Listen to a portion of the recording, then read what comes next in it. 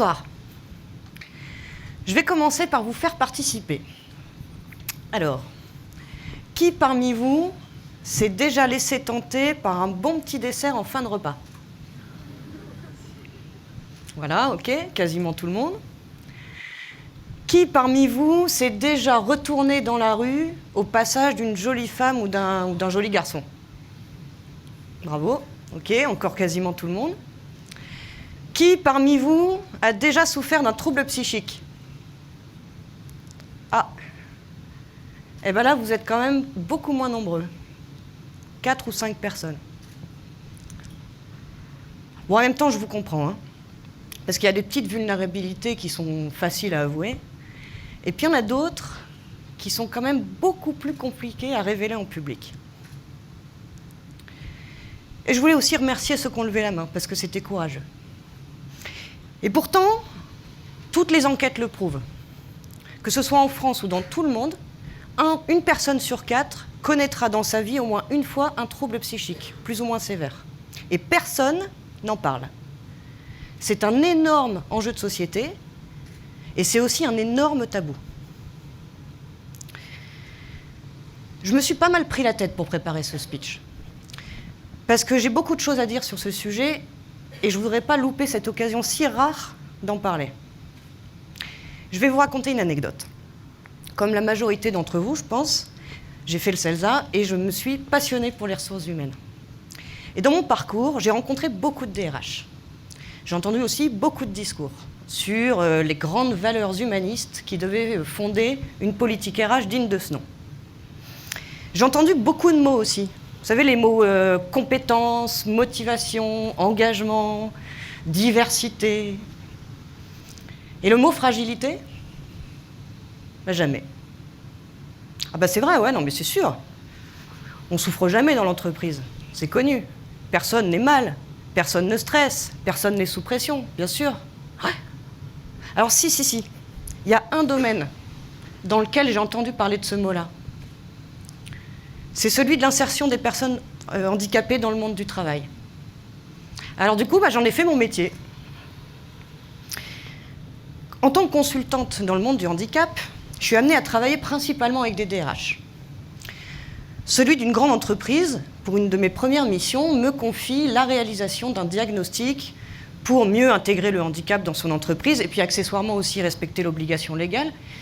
Pour ceux qui ne savent pas, apparemment vous riez, donc ça veut dire que vous savez, mais pour ceux qui ne savent pas, toutes les entreprises de plus de 20 salariés doivent compter au moins 6% de travailleurs handicapés dans leurs effectifs.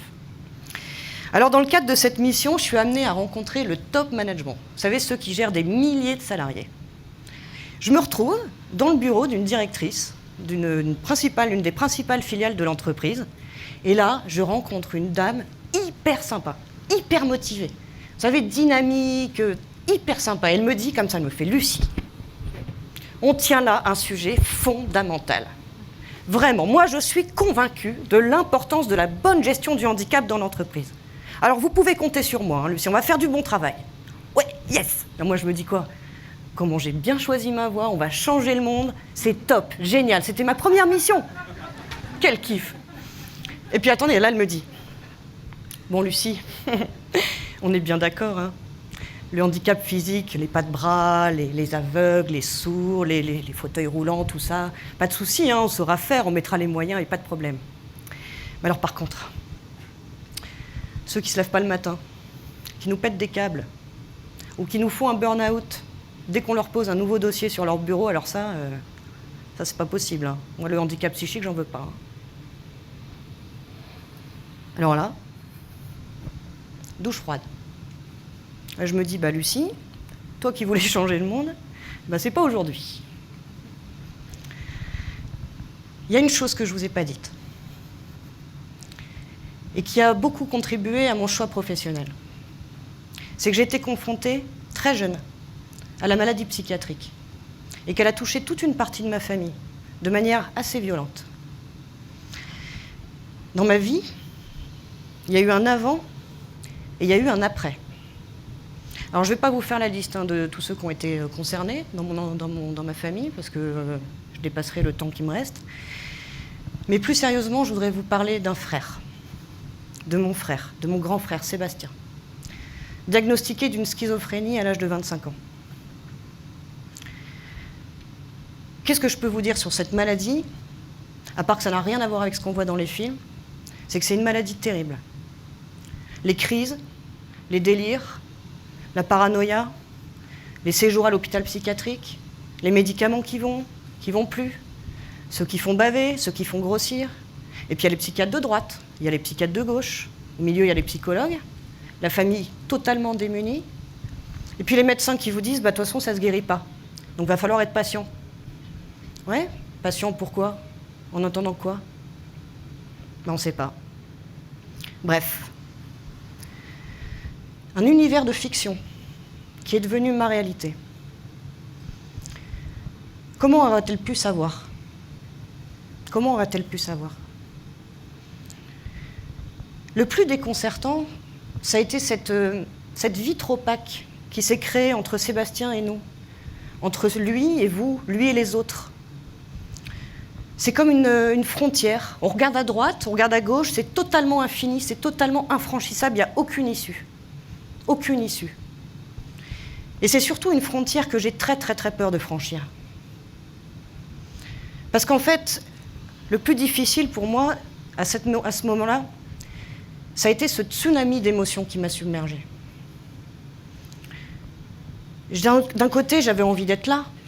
J'avais envie de l'aider, de l'accompagner, c'est mon frère. J'avais envie d'être une sœur aimante. Et d'un autre côté, ben, j'acceptais pas ce qu'il était devenu. Je le reconnaissais pas. J'avais honte. J'avais honte de lui en public. J'en parlais même pas à mes plus proches amis.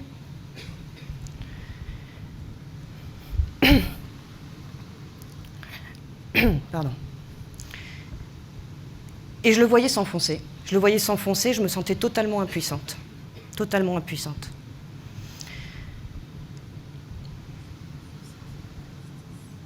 Et ce profond sentiment d'injustice surtout. Ce profond sentiment d'injustice face à ce qui frappait ce jeune homme, brillant, drôle, intelligent.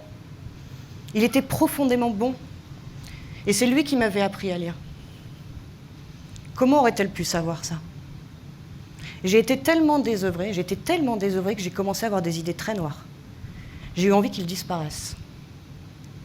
Il a fallu que je fasse le deuil d'un être vivant.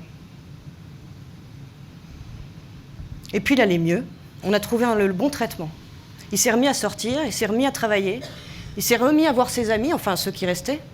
Alors je me suis demandé ce qui m'avait amené à avoir des pensées aussi sombres.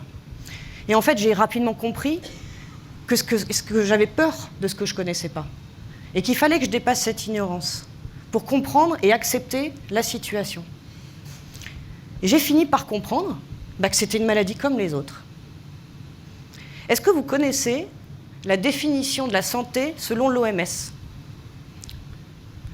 Eh bien, c'est un état de bien-être complet, physique et mental, qu'il y ait maladie ou pas. Alors j'ai ouvert les yeux.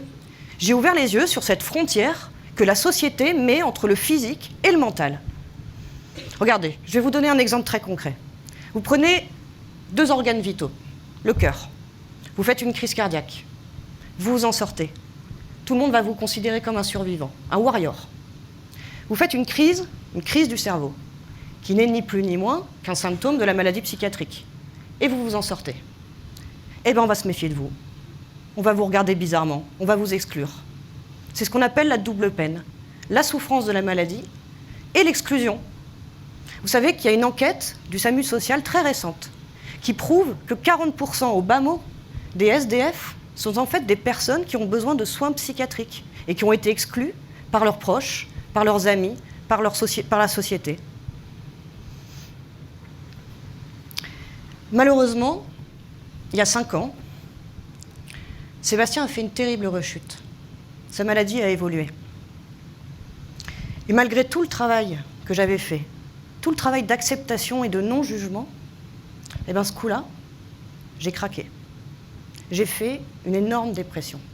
Celle qui vous colle au tapis. Les crises d'angoisse, les attaques de panique, tout qui est complètement dénué de sens. Plus de goût à rien, tous les petits plaisirs du quotidien. Ça a duré des mois. J'avais l'impression que ça allait jamais s'arrêter.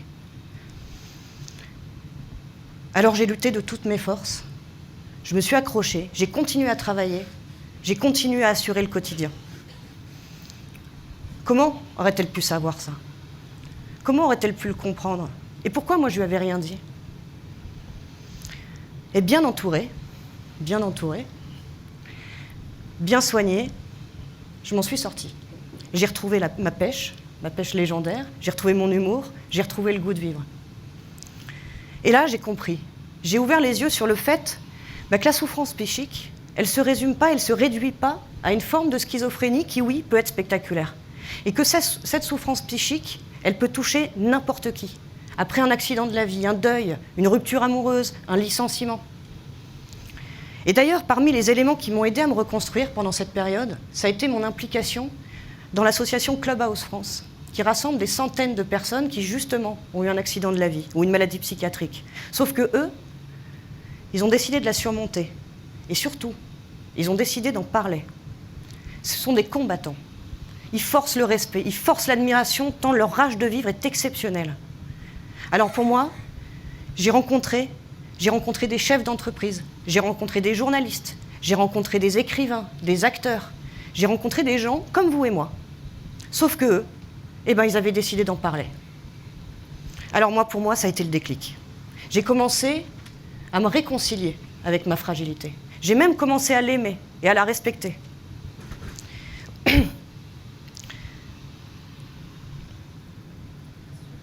Alors oui, bien sûr, c'est pas facile tous les jours. Mais le tout, c'est de ne pas se mentir à soi-même. Parce que se mentir à soi-même, c'est se mettre en danger. Je me souviens d'Antoine. Antoine, c'était un jeune ingénieur brillant qui arrivait en retard systématiquement au bureau le matin. Et ça a duré assez longtemps. Il déjeunait plus avec ses collègues le midi.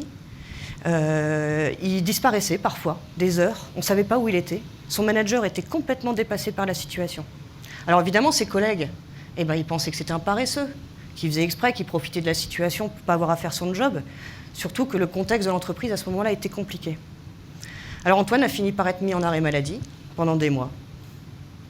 Mais grâce au suivi du médecin du travail et de la DRH, Antoine a osé franchir le pas. Et il a parlé de sa pathologie. Il a repris le travail à temps partiel. Le dialogue s'est renoué avec l'équipe. Son manager a fait appel aux bonnes personnes dans l'entreprise et on a trouvé des solutions. En fait, Antoine, il avait besoin, tout simplement, d'un environnement de travail un petit peu moins bruyant. Parce qu'il fallait qu'il puisse se concentrer et réduire l'anxiété. Il avait besoin aussi d'une journée de télétravail par semaine. Voilà, pour éviter les transports en commun qui peuvent être très stressants et puis pouvoir un petit peu profiter pour pouvoir se recentrer. Et il avait aussi plus besoin de travailler avec ses collègues, d'être plus en équipe, de plus interagir avec eux. Et justement, ses collègues, ils ont été sensibilisés. On leur a expliqué ce que c'était. Qu'est-ce que c'était ces troubles psychiques? Vous savez quoi? Ils ont été bluffés par le courage d'Antoine dans le parcours du combattant qu'il menait depuis des années. Et ils se sont même dit que peut-être, eux aussi, ils avaient peut-être intérêt à parler les jours où ça allait un peu moins bien. Peut-être qu'eux aussi, ils avaient besoin d'un petit peu moins de stress, un peu plus de bienveillance, un peu plus d'attention, un peu plus de dialogue. Il y a une histoire qui résume très bien, que je trouve qui est magnifique, qui explique très bien ce que je viens de vous dire. Les mineurs, à l'époque, quand ils descendaient dans la mine, ils emmenaient avec eux, systématiquement, une petite cage avec un canari dedans. Et ce canari, quand ses plumes commençaient à noircir, c'était le signe qu'il fallait rapidement sortir de la mine parce qu'un coup de grisou allait arriver et que tout le monde allait exploser. Antoine, c'est ce petit canari. Antoine, il va révéler ce qui se passe. Et ça va servir tout le monde. Regardez par exemple, un exemple très concret, le SMS. Est-ce que vous savez que c'est un sourd qui a inventé le SMS pour plus communiquer avec ses proches, pour pouvoir le faire? Aujourd'hui, je n'ai pas besoin de vous demander de lever la main pour savoir si vous l'utilisez. Voilà, c'est pareil pour le handicap psychique. C'est en faisant du sur-mesure qu'on sert l'intérêt collectif. Il est là, notre défi. Et je crois même que c'est la seule voie par laquelle on pourra enfin remettre de l'humain dans l'entreprise. Apprenons à respecter nos fragilités. Apprenons à accueillir celles des autres.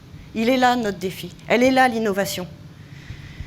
Alors voilà, j'ai juste envie de dire un petit mot, deux choses pour terminer. D'abord, je voudrais remercier Sébastien. Je vais lui dire merci pour tout ce qu'il m'a apporté. Et j'espère qu'il n'aura pas souffert pour rien. Et puis enfin, je voudrais vous poser une dernière question, si vous voulez bien. Qui, parmi vous, a déjà connu un trouble psychique? Merci beaucoup.